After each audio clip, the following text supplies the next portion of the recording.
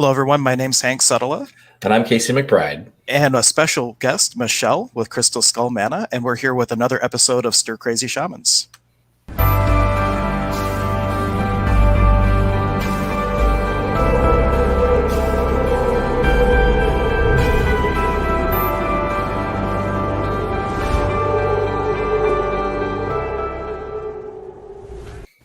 So I'm very, very excited for having Michelle on. If you haven't seen her online meditations or met her in person, she is like the keeper of the most beautiful and ancient crystal skulls. Not just crystal skull mana, but I don't even dare I guess how many skulls you have at this point. Well, I uncovered 2 more yesterday, so it's up to 23. Oh, nice. Cool. And so why don't you tell us, just to get started, a little bit about yourself and how it came to be that you ended up having this passion for working with the crystal skulls?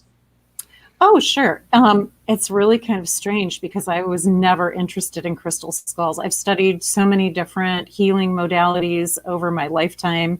I mean, I've been interested in healing since I was a child, reading actually shamanism books, the weird girl at school. And I just never really was interested in skulls. And then one day a friend of mine moved to Florida, and she kept on sending me messages. She's like, you have to come visit me. You have to come visit me. Yeah, I'll come, and then always something happened. And then one day I was sitting there, and I was actually in a shamanism class online, and I go to Florida. And I thought, yeah, okay, I'll go to Florida. And then I got, again, you need to go to Florida this weekend. And I was like, what? Like, whatever, And then I literally heard something calling my name, and it said, Michelle, you need to come to Florida this weekend. And I was like, okay. I mean, now it's using my name, whatever this is. So I'm like, all right, now I'm listening because you're saying my name. And I texted my friend and I said, hey, I have to come to Florida this weekend to visit you. I have no idea why, but are you up for it? And she's very much like me. She's very spiritual, and she's like, yep, come on down. So I that was like a Monday, and I bought my ticket, and I was down there on Thursday. She picked me up from the airport, and she said, I have this shaman friend. You have got to come and visit him. He's so cool. Jeff Wheeler from the Village Mystic down in Bradenton, Florida. And hey, Jeff. And so I went down there, and I saw Jeff, and I met Jeff, and I saw his shop, and he is the keeper of 2 very ancient crystal skulls that have very loving energy. And he took me in the back room to see them, and I just started to cry. And I thought, oh my gosh, this is like, I don't know what this is, but it's really powerful. And he said that, that weekend he was having a crystal show, and my friend had never been to a crystal show. I'm like, oh God, then we're definitely going. So fast forward a couple of days, we go to his crystal show. We're standing behind his booth, and I see, well, I can show you what I saw. I see this. And I go, it's on a shelf. I go, what is that? And he takes it off the shelf, and he turns it around, and he hands it to me, and it's this. And I took it, and I went, oh, it's a skull. Nope, don't want that. Here you go. You can have it back. Thanks.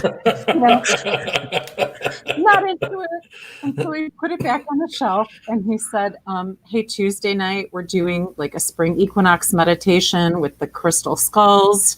If you guys want to come. And we decided we were going to come. And then Wednesday morning, I was leaving at like 7 a.m.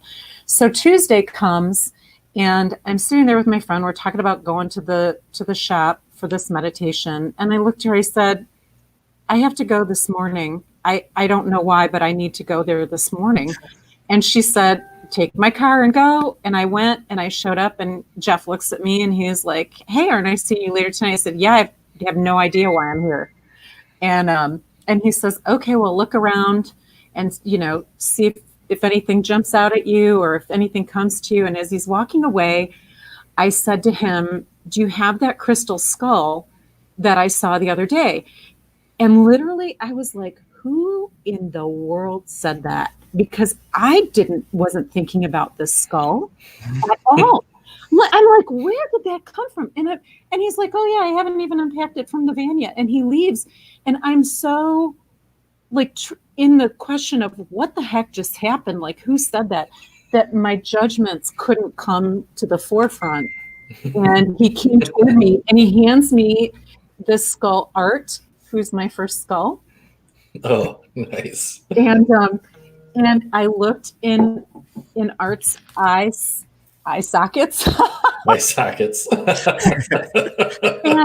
it literally felt like when I look at my dog, this unconditional love. And I looked at him and I said, oh my God, I think this is mine.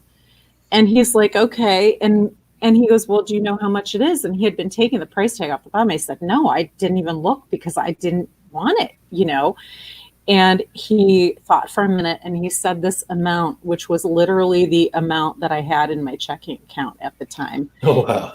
And I was like, okay, well, I guess this is supposed to be mine. So I brought Art home with me.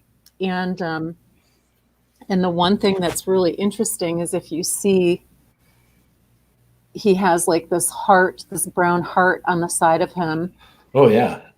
And I got home and I looked at my dog, and my dog has a brown heart on the same side of him. Oh, that's amazing. Yeah. And that was the beginning of all of it. Very cool. So do you think it was Art that was actually like calling out to you like, hey, come pick me up in Florida? Yes, 100%. Uh-oh. I think I froze. Yeah. Oh, no, you're good. You're not frozen right now. Oh, you're good. Yeah. Cool. Sorry, I froze for a second. So Casey, why don't you ask a question just in case I lose Okay. So I'm curious now because I'm familiar with communicating with, the spirits of plants and animals and even some inanimate objects, but I've never worked with crystal skulls. So maybe you can touch on a little bit about just what in particular makes them so magical for you and for others. Sure. So crystal skulls, since Art came into my life, I really have started doing some research on crystal skulls. And it's fascinating to me because I've always been interested in Atlantis. And that's where the idea of crystal skulls and healing originates from. The legend is that there were 12 temples in Atlantis, and each temple was powered by a particular crystal skull. And they're different. They're different minerals. You can have different crystals. So one may have been amethyst, and one may have been clear quartz, and one may have been citrine, et cetera, et cetera. But they held the energy of that particular healing temple. And the Atlanteans programmed them with all of their information, all of their healing information. And then when Atlantis fell, the crystal skulls disappeared. They went to all different corners of the earth, wherever they ended up. Now, some people claim that they have an ancient crystal skull from Atlantis, and that may well be, but there's really no way to scientifically tell that because you can't date a crystal. Like Mana, who's right here with me, she's 44 pounds. You can't. How long did it take the earth to create this crystal? You just don't know. They have attempted to do that by trying to see what kind of tools the skulls were made out of.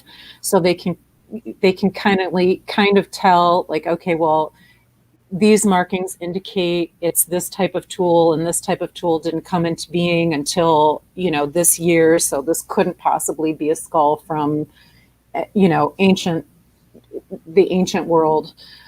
But then there's the Mitchell Hedges skull, which nobody knows how it was made, because it's almost impossible to have created it because it's cut against the grain of the crystal. So there's a lot of mystery surrounding them. But the idea is that when the earth has reached a certain point in its evolution, the 12 crystal skulls will come together again, and there will be a 13th skull that's in the center that will connect them all and will release the information that they hold and make it available to the general public. And what I've been getting from my skulls is that that's happening. Oh, wow.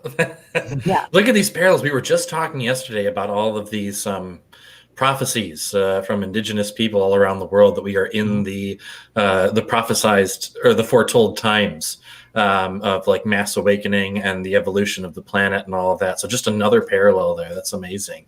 And I didn't. I'm getting goosebumps as we talk about this too. That's so awesome.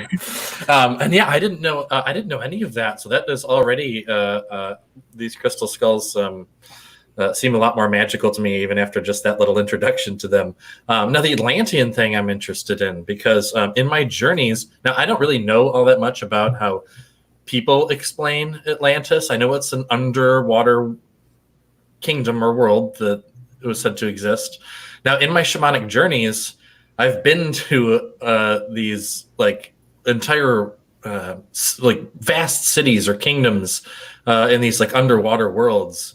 And so I wonder if that's not like the energy I was, or the places I was visiting were similar to like Atlantean work or energy. Yeah, it very well could be. I mean, that Atlantis and Lemuria are ancient civilizations that were known to be incredibly advanced. And, I think that their information, the reasons that they dissipated is my word. They didn't disintegrate. The reason that they dissipated is, because there were certain things going on with the energy at the time. And I feel like we're in that time again, where it's important to know this information so that we can learn from it and do things in a different way to facilitate a different outcome. Yeah. Like it. And I don't know if you know this, Michelle, that the reason I was kind of like Michelle, I never had any interest in crystal skulls at all. And then at Goddess Elite, they ended up getting this one lava rock skull. Originally it was for sale, but it's been a store piece ever since. And from the second they brought it in the store, I just kept hearing a thing in my head, Epe, Epe, Epe, Epe, and it would turn out to be the name of the skull. And it wasn't until we started giving a little offering of tequila that he calmed down and chilled out, but he was very talkative. And that was my first experience in starting to kind of get into skulls, and I have my own little collection behind me. I always forget which ones. So I have my little guys back here that are chilling with us for today. Yeah. Well, if anybody has a crystal skull too, I know Casey, you said, and Hank, we've worked together doing meditations and things with the crystal skulls. It's amazing. They add so much healing energy. The cool thing about crystals is that they retain experiences because they're programmed with information. So every healing meditation that we've done with all of them, and my skulls have participated in way over 100 things collectively. Yeah, they not only radiate the intention for the healing that they're participating in at the moment, but they also continue to radiate the intentions that have been put into them. And all the skulls that I've worked with in my collection, my intention was I called to me skulls that want to participate in healing. And so my agreement with them is that I will partner with them in healing and facilitate them doing that. So it's good to have an intention if you want a crystal skull, to hold an intention of what you want it for, and then the correct one will show itself to you. They definitely have their own unique personalities, which I have discovered. And some are cool with being alone, and there's like one that's like, you can't put me on camera. And it's really interesting. And I know you have a story about Mana wanting to go to Florida again or something. I forget exactly, but going through the airport security. Yes. So after Art came to live with me, crystal skulls started coming to me. Like I didn't have to look for them. They just would pop up. And I was like, oh, are you mine? And Mana showed herself to me. And I just thought, never in the world would I be able to afford a crystal skull that's this magnificent. And somehow I did. And she came to me. I was so excited. I'm still so excited to have her. I want to show her to you. She's so big. Let me see if I can lift her up for a minute. I don't want to put my hand over her mouth like I tried before. There she is. Wow. That's amazing. Yeah. she's quite a workout. So she came to me, and I thought, boy, the mailman is probably like, what in the world is this woman getting delivered to her house? Well, I didn't realize you ordered her through the mail. I always thought you got her in person and like had to commute with her back. No, Oh. it was really very funny. But then she wanted to go to Florida because most of my crystal skulls have gone back to Florida to sit with the ancient crystal skulls that Jeff has to attune to their energy, which seems like a good time to say that they do have energy bandwidths. So modern crystal skulls have like 6 energy bandwidths. It's almost like, 3G, 4G, 5G, different lanes in a highway that information can travel on. But the ancient crystal skulls have 18 bandwidths. Oh. And when you sit a modern one with an ancient one or one that's been attuned, it will open the modern one up to more bandwidths of information. So, which is why it was important for Mana to go back to Florida, to go to Florida. So fascinating to me. I'm very excited that you're on. So sorry, continue first. So she's telling me, Mana's telling me she wants to go to Florida. I was like, all right, I don't know how the hell I'm going to do this, but we'll figure it out. So I found a suitcase to put her in my carry-on, and I thought, all right. So I put her in my carry-on, and I'm like lugging her through, the carry-on's like a certain amount of weight, and then she's 44 pounds, and I'm like dragging this carry-on through the airport in Cleveland. And I thought, when you go through security, the security was like, what is this? I just was up front. I said, hey, this is a 44-pound crystal skull. I'm taking it to Florida to sit with a shaman and his ancient crystal skulls to get attuned to the energy. And the people were like fascinated, but they were looking at it. And of course you can't x-ray a rock, a stone, sorry, a crystal. and so they were like, well, we can't, this is solid. We can't see through it. And I was like, I looked at Mana and I said, if you want to go, you need to start advocating for yourself, because we need to get through this in order to go. And so they called the supervisor, and the supervisor, took her out of the suitcase and was looking at her. She's like, well, you can kind of see through this. I said, yep. She goes, it doesn't look compromised. I said, she's not compromised. And they let me go through. And we went to Florida, and I put her at the beach in the water, because at that time Florida was having like the red tide, which was really disturbing, and she wanted to go to the beach. She wanted to go in the water, and we took her to the beach, which was quartz crystal sand, and I put her directly in the water, and there's some pictures of that on my Facebook page, and she was healing the water, putting healing energy into the water. And it was so interesting because then a white feather washed up on shore right next to her. And I thought that was so neat. And then she told me she wanted to turn around and face the beach. And I was like, okay. So I turned around to face the beach, and right then these horses with these riders went past, and they were taking people into the water for healing. And she wanted to see them, and I didn't even know they were there. It was just the coolest thing ever. Oh, that's amazing. I love that you have such an incredible direct, clear line of communication with your crystal skulls. I know some people really struggle to get past like those barriers, and it is an art, I think, for us to learn to translate the energy that we experience from spirits or whatever, crystal skulls, whatever it is, to translate that into words like English that we're able to understand. So that definitely shows a certain level of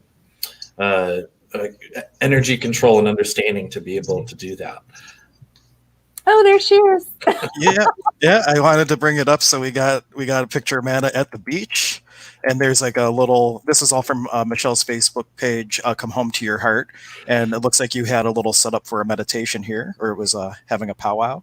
Yeah, that's her sitting with the 2 ancient crystal skulls. The one on the right and the one on the left are Aska and Zaska, and those are the ones that are owned by or the caretaker is Jeff Wheeler over in Bradenton, Florida, and he travels around the world with them. He's been on TV with them. They hold very loving energy. That is a Nomali stone, that one in the back, that's kind of a rustish color, which if you look on Ancient Aliens, you can, watch a show on Nomali stones, very loving energy. And then the other one is the one that looks very, otherworldly. That actually became my crystal skull from that event. That one came home with me eventually. That's a blue amber crystal skull, and awesome. that one's amazing. That one told me that its name is Pioneer, and I said, "What is that?" It's pioneer. Oh, cool.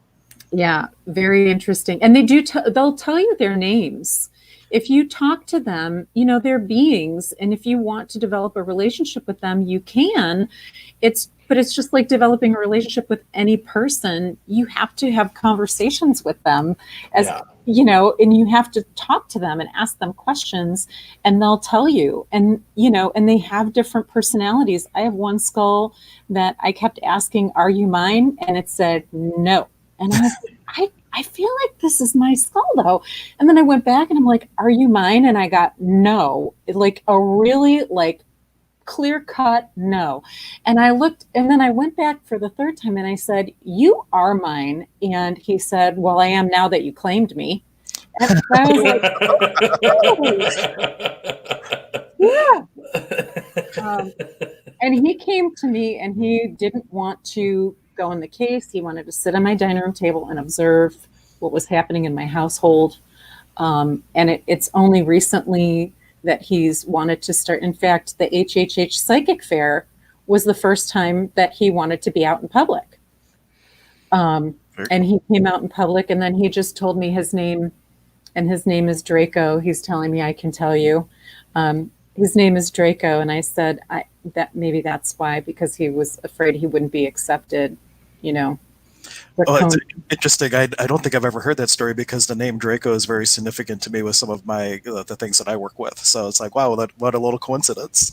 Wow, isn't that interesting? Synchronicity. Yeah. And some of my skulls have just told me their name right off the bat, and other ones are more secretive. And it's interesting how that, well, they all have their own little personalities, and some, I guess, are shyer than others. Yes. Oh, now I want to talk to some crystal skulls, man. I haven't talked to one yet. And I think Michelle already knows this, but before I even knew Michelle really doing all the crystal skull things, I was doing a sound experience with Max the Crystal Skull. And while I was setting up, I've worked with him before. It was the second year I had done a concert, and I just got this impulse. I need to build a skull mesa. And I'm like, I do? I'm like, okay. So I started getting these little skulls, and I had them sit with Max, and people had brought skulls from all over the place that had sat with the other ancient ones. And I got that these little skulls were learning from all the big skulls. And I put it into my mesa, and they sat in my mesa for over a year. And it was when Michelle did her first crystal skull event at the center, they were like, "We need to come out now." I'm like, okay. And so I took them out, and I made this cool little grid that we put around, I forget where we put it in the room, but it was this really cool effect of them all kind of having this information exchange. They were sharing all the ancient knowledge they had gained from that event with all the other skulls, and it was a really fun time. I just had this sort of thought come in of a crystal skull, because crystals, like you said, they hold information and experience and energy, and they don't just hold it, but they continue to work with and generate new energy. And I just had this sort of, I'm trying to put this into words, which just came through from spirit to bring up. But almost like how our brains are this really advanced neural network that allows us to communicate and all of this, that a crystal skull might be similar in a way, in that they are these advanced physically structures of crystals, but then because of the energies that they've been introduced to and that people have programmed in them, that they sort of take on their own consciousness and become their own entities. Yes. And that's why crystal skulls are such amazing crystals to have in your collection, because there's a thing called shape resonance. And Casey, you totally brought that up. We each have a skull, And these are shaped like our skulls. So they have a particular resonance with our intellectual, our minds. So we can communicate. It facilitates communication with them. And exactly what you said, that's exactly right. No, that brings up a question for me, because one of my favorite skulls, that like the second I saw her, I'm like, oh, I know she's mine. And it was the first skull that I ever got like an immediate name. Hey, I'm Silka. But this was like a little dragon skull that Yeah. I had gotten. So like the resonance is totally different then, because it's a skull of a different mythical creature or whatnot. So it might have a little bit of a different energy from communicating. Yes, but see, the skull holds the brain in every species. So, because we all have one, regardless of what species you happen to be, it connects us, even if it's not exactly the same shape. So, it's really cool because you're connected with the dragon energy through her. Is that the one that you most recently got? It is, no, that one is the one that's shy. That's I showed you at the beginning. That's my most recent. And then she was that's the last one that I prior to that one that I got. And then the one that was gifted to me at the same time, this was a little, you can't really see it in the camera, but actually you can kind of see that rainbow sheen. It's Yeah. a rainbow obsidian, and it just has all these cool effects in the side. Yeah, that one's really cool. Has that one spoken to you yet? Yeah, I call him Papa. He's like a really good connection for me and Papa Legba, which is one of the deities that I work with from one of the African traditions. So, yeah, he's cool. I like them all. I never thought I was going to be a skull person. Then here I am. I'm messaging Michelle. I'm like, I got another one. I'm like, I couldn't say no. And she's like, I've been there. I know. I know. Well, your dragon one, I saw her, you let me hold her, and Yeah. I just love her. She has such loving energy. Oh, and she is a healer. Like every single client, like she's like, "Oh, put me on their heart." Like I end up letting her work on them, and she's doing her own thing, facilitating change and healing. So it's pretty cool. It's like I got a whole team of healers in my office. Oh, that's so cool. And that just the dragon thing brings up in these readings. I've been doing a lot more readings than I normally would this past week, and a couple of people I've communicated with have had dragon spirits with them, and they were like, "Oh, yep, I know. Like that's my dragon." And so I think that was an interesting little parallel that your dragon decided to come out. Oh yeah. Well, I had them all in the back anyway, but like I wasn't sure if I was going to bring them up. But then I'm like, oh yeah, you got to show her. She's like such a the most social skull that I have. Yeah. She's very healing, very heart centered, that one. Yeah, but then there's even synchronicities. Like my very first skull ever was this little one. Do I have him here? Einstein. Yeah.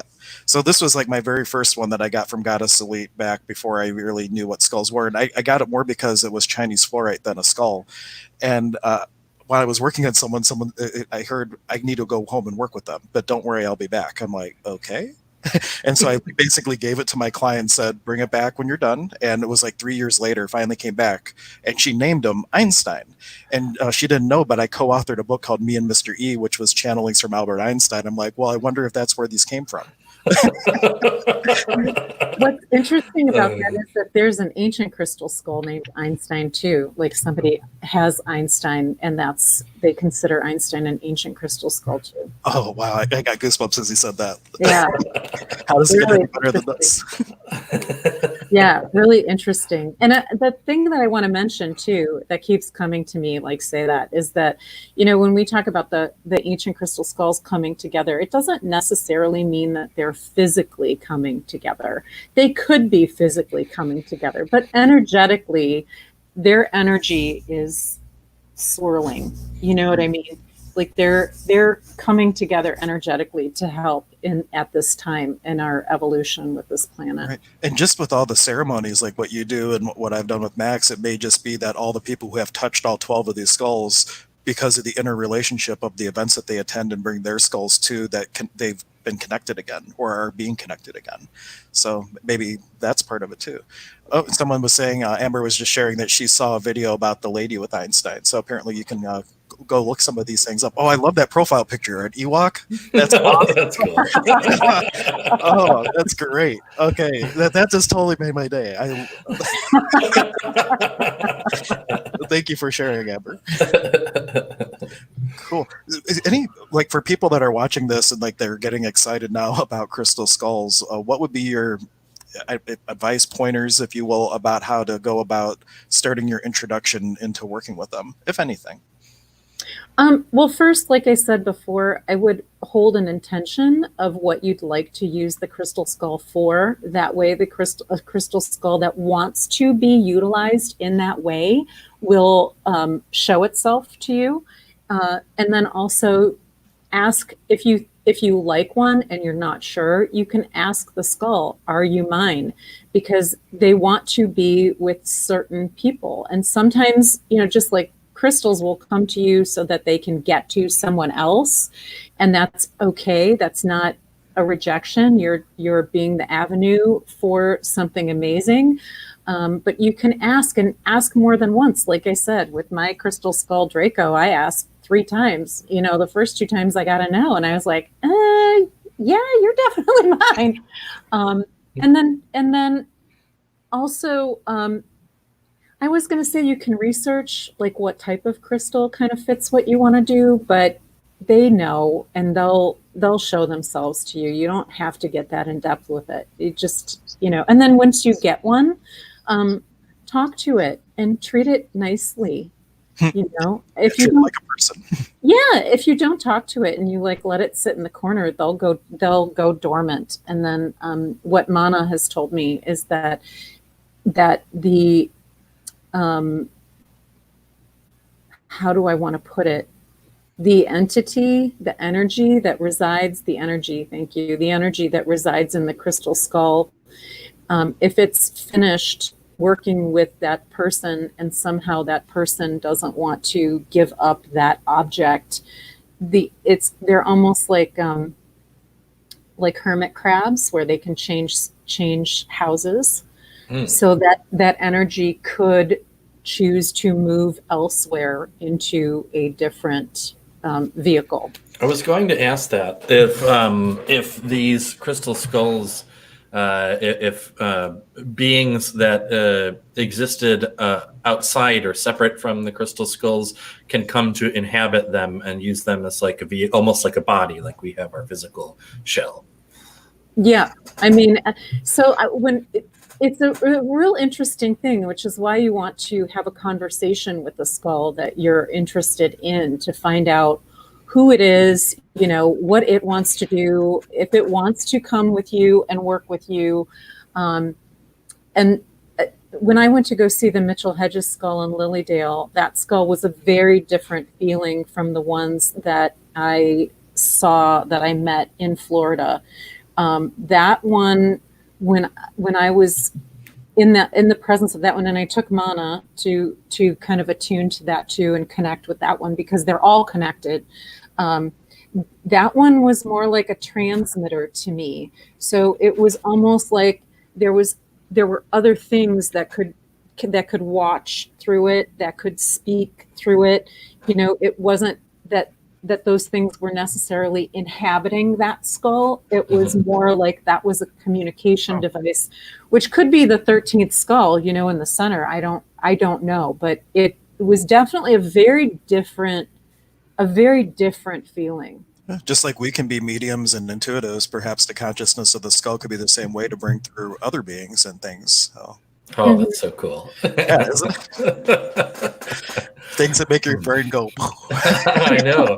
And I'm really curious about the whole the bandwidths thing, because now for me, I'm the type of person when I find something, especially some sort of healing tool that I'm really fascinated with, like herbs. I love certain herbal medicines, but I'll go out and next thing I know, I've spent like over $1,000 in a very short period of time on whatever it is.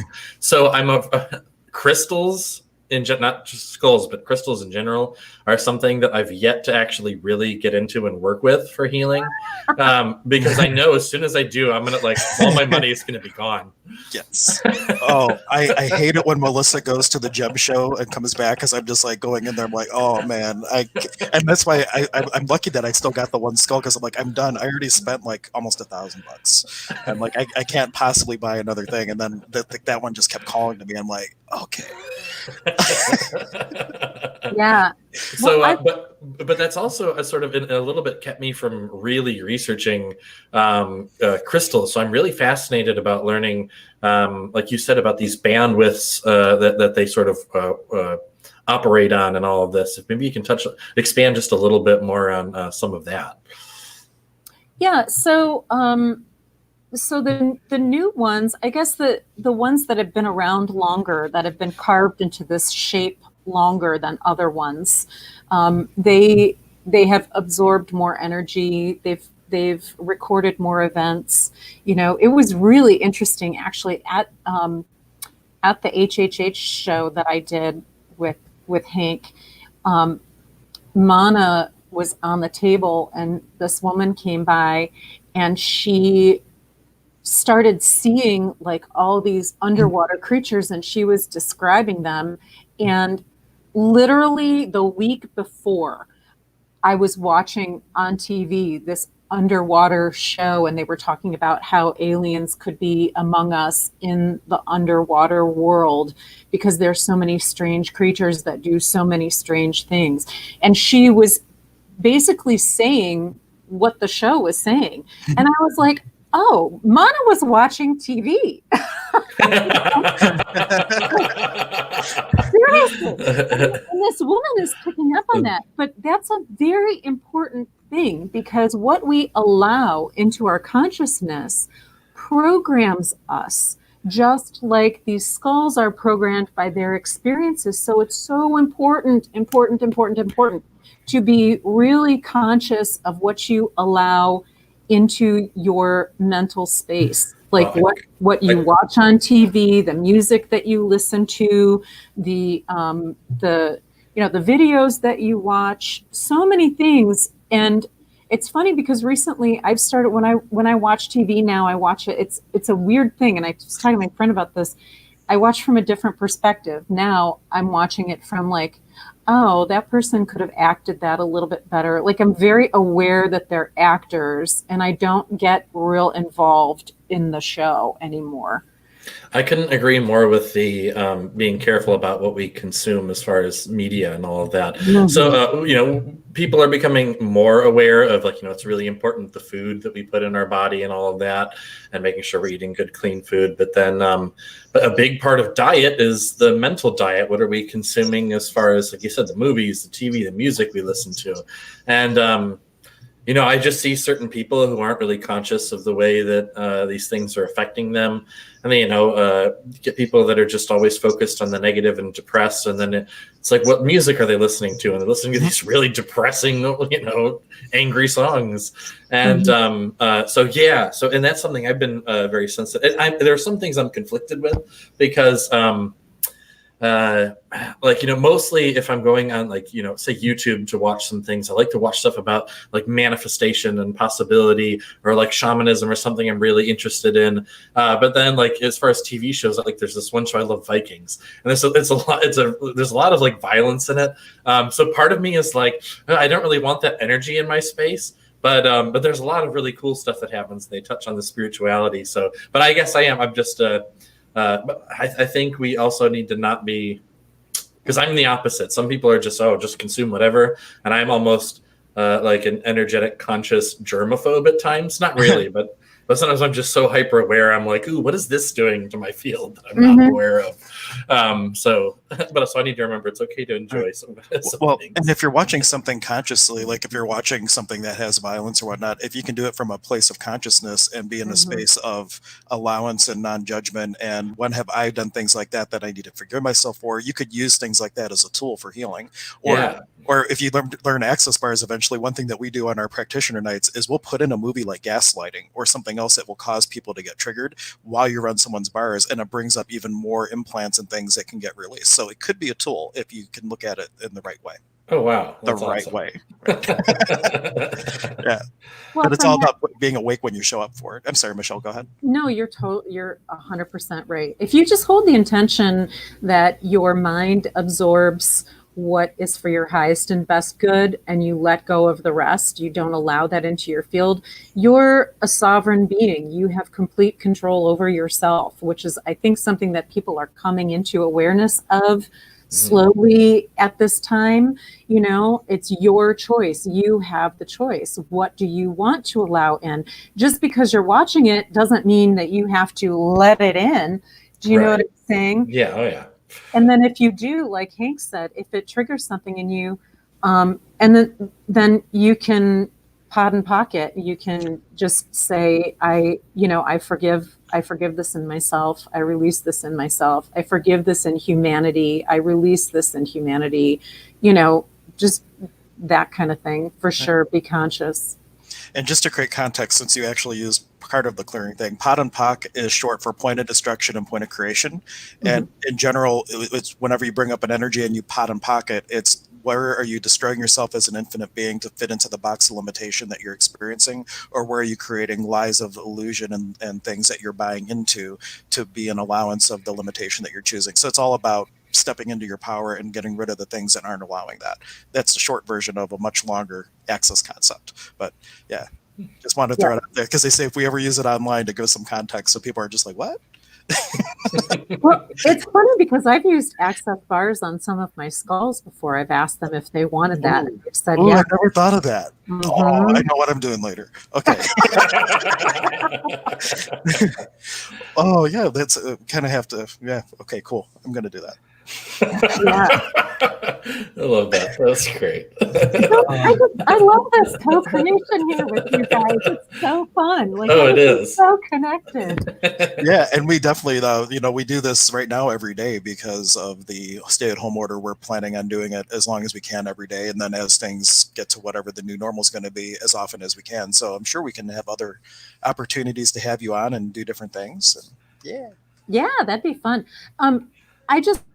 So before we came on for the show, when I had Mana in Lilydale and she met the Mitchell Hedges skull, and after I met her, we went to the medicine wheel, which is the circle of tree stumps there, which is magical. If you haven't gone to Lilydale, anybody who's watching, definitely go. No, I'm not getting anything from saying that other than it's totally amazing. The medicine wheel was actually built as one of the school projects for Fellowships of the Spirit. One of the classes built that. It was one of the bots. Just in case you didn't know, it was, I think Sig Lager had helped with it, or was it Ed McGaw? I forget. One of the faculty helped with it, but pretty cool stuff. Well, it's amazing, and I love being in circle. Casey and I were talking about that a little bit earlier, but which is why when we do the meditation, we sit in a big circle all the time too. But I put Mana in the center of the circle because I just wanted some clarification on some things that I had heard with through the Mitchell Hedges skull, and she channeled a message that I have not even read since I wrote it right before the show, and I was getting to communicate this message in hopes that it would be something valuable to the people who are watching. So is that okay to do? Absolutely. Please do. Okay. So I'll hopefully get this, this will be easy to read. I read it once before, but it's kind of, and this was a channeled message basically for Mana, or so after she met the Mitchell Hedges skull, I immediately took her to the medicine wheel in Lilydale and sat her in the center, and I sat on the outskirts of the circle, and I said, can you just clarify, and what do you have for me? And this was like, basically, this is what she told me, and this is not how I speak. So this is from Mana, if that makes sense. So this was August 3rd, 2019. And she said, the world is another construct for us to locate ourselves as a pinpoint. It is actually non-existent in the terms in which we have defined it. It is infinite, as above, so below. The ground beneath our feet is something we can feel. Below the ground, we have constructed a center, so there is an end. But if you examine the oceans, they're infinitely deep. Therein lies the secret in the water. As space has no constraint and is free of a finite form, so is the earth. Although we have constructed it otherwise in our teachings, this is so we can locate ourselves in space and time, much as time does not exist, and yet it does exist in infinitum, such as we exist beyond our bodies. Our bodies exist as points of expression. We have infinite points of expression as we have infinite timelines, infinite other lives, and all infinite existence. We wisely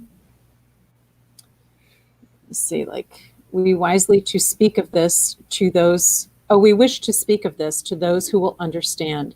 This is why we use tools in prophecy.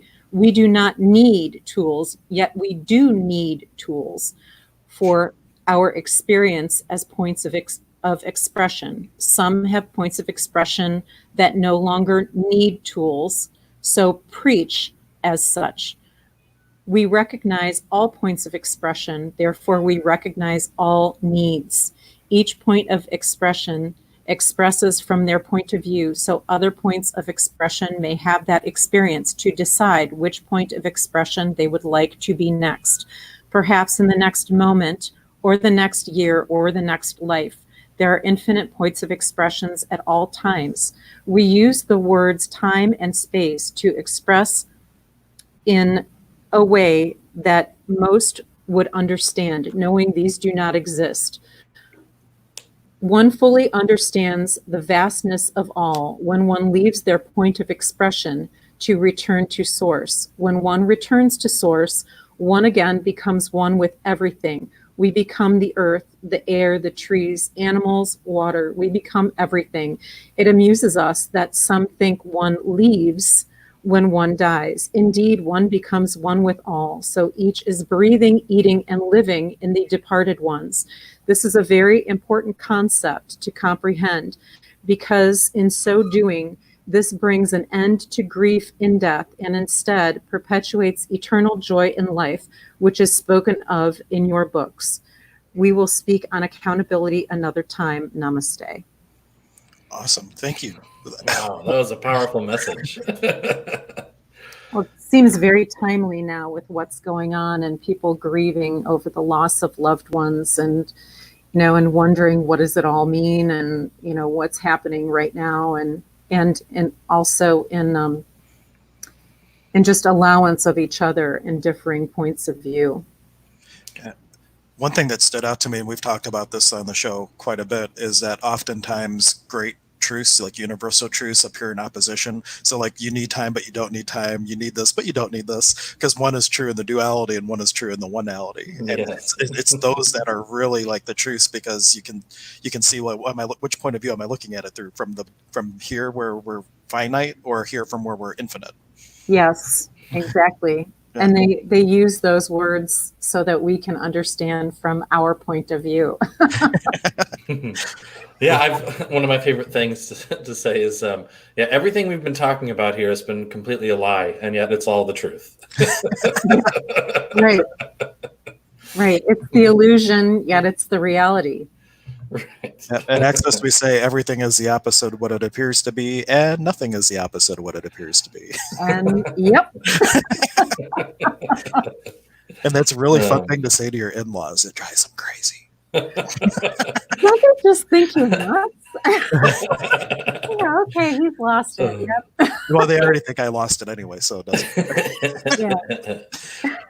But yeah, I know you were saying, like, you felt called to share that message now in this time, and I think a lot of us are feeling called to further share the gifts that we have with the world for these purposes. There's a lot of people in fear because of the physical circumstances of the world, and fear for not just their lives but their livelihood, and if they're feeling all of the scarcity, not just in resources like food and whatnot, but scarcity of connection with other humans and a lot of other things. And so I really feel like a lot of us who are called to the way of the healer, the shaman, or whatever our gifts are really being told it's time to share this with the world. And if you feel like that too, in your own time, whatever you feel right, but know that there are more people than ever who are ready to hear this stuff and are waking up for it. So I encourage people, if Spirit's telling you to share your gift, start sharing, and you'll be accepted far more than you probably realize. Very cool. Yeah, and I did just post the link to Michelle's Facebook page, Come Home to Your Heart. So if you're watching on the replay or wherever, sometimes the comments don't post to YouTube for some reason, but if you just Google, actually I'll put it up in a banner. So if you're watching, you can put this into your Facebook and search for Michelle's page, and you can connect that way and see where she has her upcoming events. You're going to be doing, are you just going to do like an online crystal skull meditation on the full moon, or what was I know we talked about it briefly. Was there something coming up? Yeah, I'll be doing an online crystal skull meditation that anybody can participate in if they'd like to for the full moon. The full moon has a lot of energy. It's been used for centuries in rituals. It's a great time to release things, which is what our planet is doing at this time. It's making way for new ways of being, which is why all these things are coming up: fear, shame, anxiety, all the things that you addressed, Casey, and additional things. It's all coming up to be healed, not to be amplified. It's coming up so that it can be healed. Yeah, and Mary's excited about that. Yeah. Oh, you know what? That was not the one that I meant to bring up. She was just like, ooh. Mary was going down a whole different rabbit hole.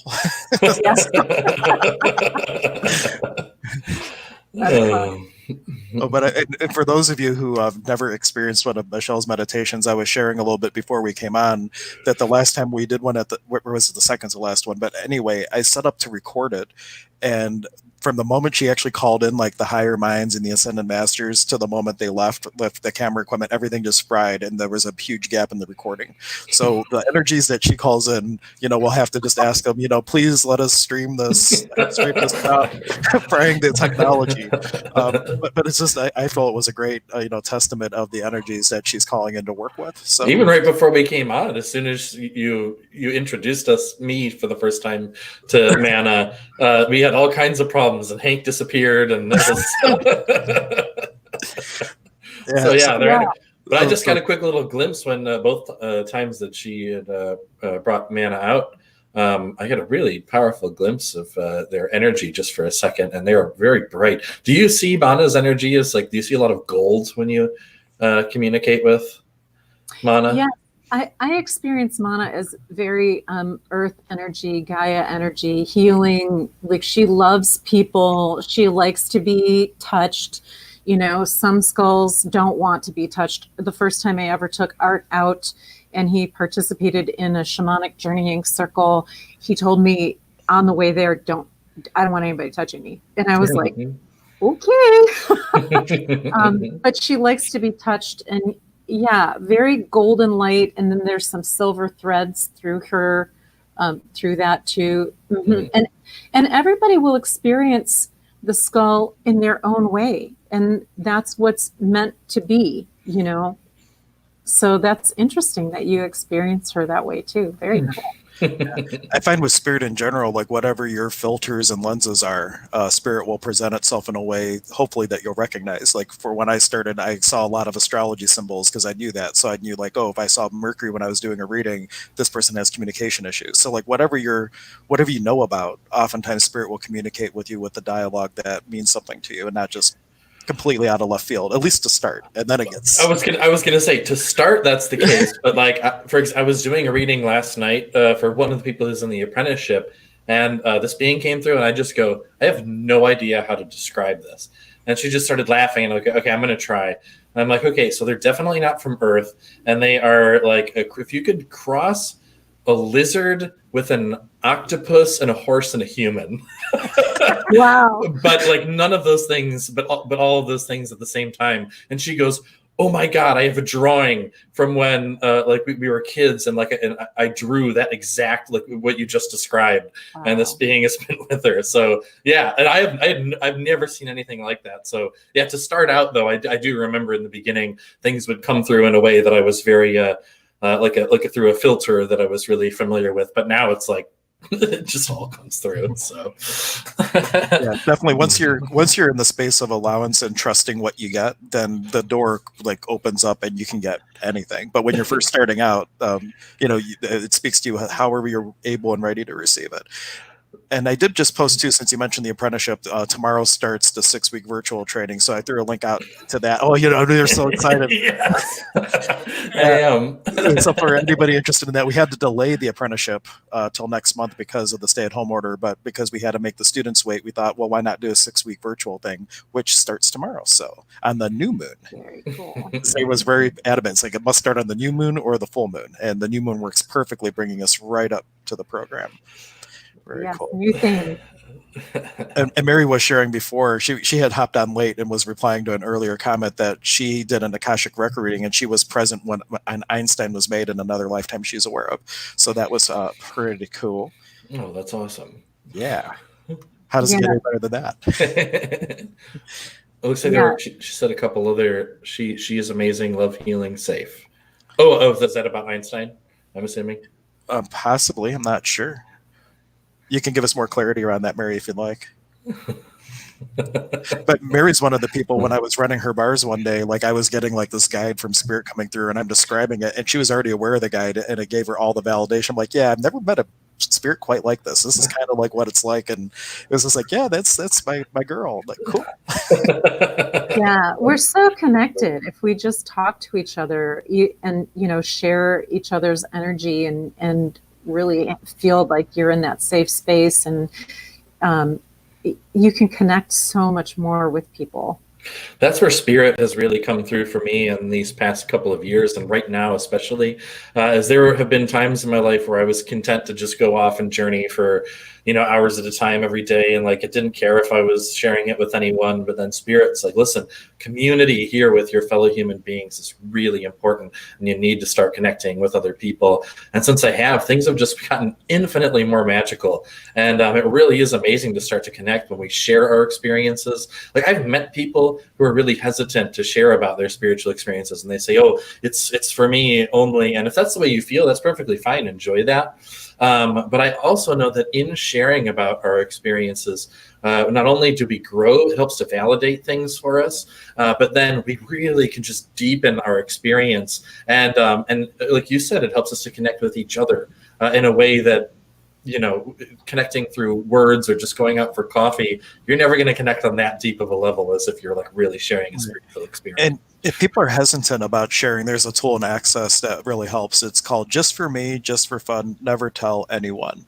And before sharing, just really ask, will sharing with this person be a contribution to this, or will it take away? And if you ask that question, then it kind of gives you a Geiger counter as to who you can share it with and know that you're in a safe space, and who you might want to be more reserved to. Because like if I had shared with my in-laws all the stuff I've had experience with, it probably would have ended poorly. So like there's just a really great tool just to kind of see, like with Michelle, I can share anything about skulls, and there's some things that's like, yeah, you only can tell Michelle. I'm like, okay, cool. And other times where it's like, yeah, this is for everybody, and then you can, it's just really good to be mindful of it. And Mary Ford was talking about Michelle. And that Michelle is a healing, loving, safe, definitely someone I love to be around. Thanks, Michelle. Oh, Mary, thank you. Well, I love Mary too. And having just met you today, your energy is absolutely wonderful, and I really hope I get to communicate with you more, do more shows, but then also meet outside of that and journey and do all kinds of stuff. So also, I'm very happy that we connected today. Yeah, and speaking of journeys, I know we're kind of wrapping up on our hour. Casey, when are you doing your shaman meditations? I know you had to reschedule one yesterday. Yeah. So it's going to be today. And, and I think that so I'm probably shooting for around, I would probably say 3 p.m. and maybe a little after that, but around 3. And I think I'm just gonna, like, half an hour to an hour before, I'm gonna put up the announcement so people will have time to see. Which is normally not going to be like that. Normally they will actually be scheduled, but some things came up and we're shifting around. Go to Shaman's Way on YouTube. Let me grab the link. Oh, I was gonna. Yeah, you were gonna get it faster than me because I have to switch accounts to get it. Yeah. So go to subscribe to the channel and turn on the notifications if you do want to attend tonight's shamanic meditation, and that way you will. Where am I now with this computer thing? Not my words. I'm like trying to do this at the same time. But that way it'll let you know when the live meditation is starting. So then you can just hop on. And if you happen to not catch the beginning of it or whatever, you jump in and you're like halfway through, but you think, oh, wow, that sounds cool, I want to go back. It will be archived, so you can watch it once the live stream is then like re-uploaded, or you can go back and whichever one calls out to you. There's quite a number of them on there right now. If one of the titles you're like, oh, that sounds like what I need, go watch that one. Definitely. But the live ones are really cool. If you can join in live, it's really awesome to share the energy, like being in the same space and in the now with all of that. But I'm going to do that tonight. I'm going to come on your thing tonight because I want to experience that. It sounds amazing. Oh, definitely. Casey's very gifted, and he also does. We have some episodes where we just do channeling, where we ask Casey a question and he tunes in and channels from his guides, and that's always fun too. Oh yeah, good stuff. So I felt called to, I don't know what, but my guides are telling me there's a channeled message coming. So check out Shaman's Way again. There'll be a channeled message out there. There you go. And if you are watching this on a replay and you or you're watching it now and you're going to go back and watch the whole thing, if you're on Facebook, if you start a watch party, it helps us get the word out a little bit more, as long as you're not afraid of people judging you for watching the crazy skull people, or just having it on YouTube and playing it in the background. All that stuff tells Google and Facebook that our stuff is relevant and serves it up more organically. So if you don't mind doing that, we would honor that contribution from you. Like, comment, share, subscribe. All that stuff helps us out on our quest to get our custom URL for our YouTube channel. Oh, I want to add one thing. You guys are so amazing. Thank you so much for having me on here. I have had so much fun. And I'm excited to do stuff in person with you guys and to meet you in person, Casey. Yes.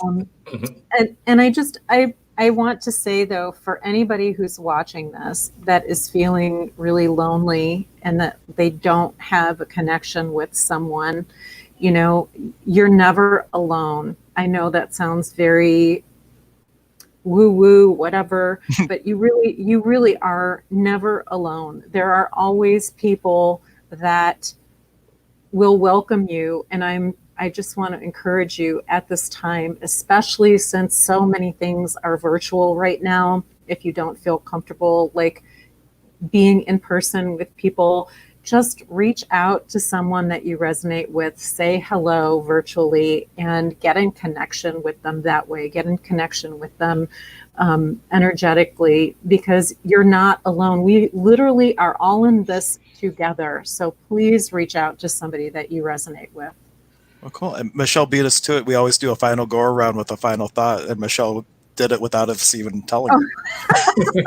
Sorry. No, that was great. And I guess my little wrapping up thought would be, and by the way, thank you. I feel the same way. It was so much fun to have you on today. This is amazing. And we're going to meet in person, and it's going to be absolutely magical when we do.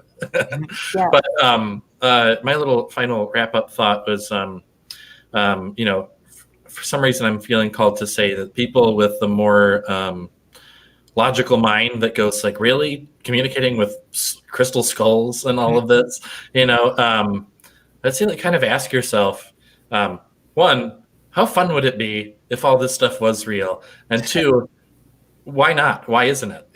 Have you tried? Have you really tried talking with the crystal skull? Have you tried communicating with your guides? So, if you've already made the decision that, okay, that's kind of like you said, woo woo or whatever, why not try the other way and just experiment? And, a lot of people have the worry about like, oh, I'm probably just making this all up or whatever. If you really are in the space of allowing and you start to ask for signs and validation and proof, you will get it over and over and over again. And I continue to get proof, even though I don't ask for it anymore. I continue to get validation and proof every single day about these experiences that I have in ways that are completely, absolutely undeniable. So if you're open and you're ready for it, spirit will come through. But you have to start and just start playing with it and having fun. So if you feel called, start right now. Just whatever you feel called to do, begin. And I have to say too, this was amazingly fun having Michelle on. So thank you. And my final thought would be that as you start to enter into this realm of having dialogues with skulls or with crystals or with spirit guides, to look at it through the eyes of oneness and how can I have a creationship with it instead of a relationship with it.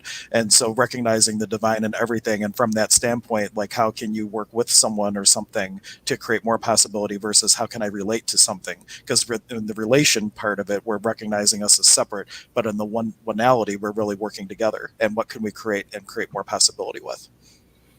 So cool. All right. Thank you all so much for joining. Thank you, Michelle. It was absolutely wonderful. Stick around because one time we had someone hop off right afterward. We like to kind of talk for a second after if you have time. After we wrap up. But thank you everyone so much for your energy and your attention. Yep. Thank a Nike, a Nike, a Nike.